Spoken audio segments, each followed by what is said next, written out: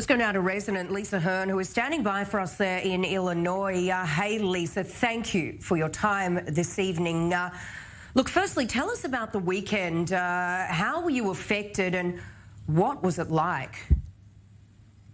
Well, I know that Friday evening, I noticed that the weather was very warm. It was like 60-something degrees, and earlier that day it was like 40-something, and I knew it was very strange. The wind wasn't blowing, and it was like a warm summer day, I would say, compared to the daytime earlier. And I knew it wasn't right. And so the next thing I noticed was that I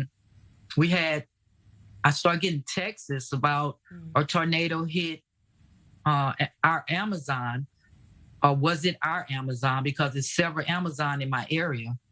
And I got a text back and I turned on the news and I noticed that, yeah, it was Amazon. I thought it was our building, which I am at STL4, but it happened at DL 5, and which is the delivery service building, and it was like, oh my God, this is right across the street from where I work. Wow. And it was devastating to see that, and didn't know what was, how many people was hurt, but you figured someone was hurt because the building, third of the building was collapsed. So yeah, I was just like devastated, knowing that this is my fellow Amazonia co-workers that possibly trapped in the building. Wow. Or hurt. Mm-hmm. How absolutely terrifying. Now, Lisa, tell me, how do you look after yourself, stay safe during something like this? What is the procedure that you are supposed to follow, that you're told? Well, the procedure that we follow at Amazon is that we do have drills, and they have tornado shelters where we all group up in one certain area that's supposedly be the safest area where we can go to, because it's a warehouse, so it's a big place and people's all over. So they have like 4 different spots where we go to shelter in place. And so, yeah. Yes. And tell me, looking at these pictures, it's just utter devastation. It really looks like something out of a Hollywood movie. Tell me, Lisa, how do cities and towns recover after something like this? Do people get over it, or is it just, is there a massive outpouring of grief? What happens there? Well, here we do get help, I could say like in Kentucky. I mean, that whole town is devastated. It'll probably be a long time before they get back on their feet.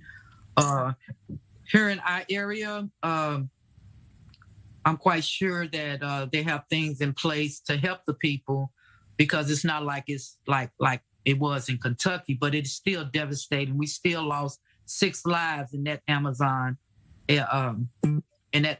facility. So, it's still devastating. It's just devastating to know that some of my fellow co-workers are, definitely passed on. It's extremely sad. And when something like this happens, I know that, you are used to these sort of things happening over there. It's not like a rare occurrence. But how much warning do you actually get when one of these things is coming over to get out? What are the options there? Well, they have tornado sirens going off. I heard that. Well, I didn't hear it in my area. I'm like 20 minutes from my workplace, or where it's located at.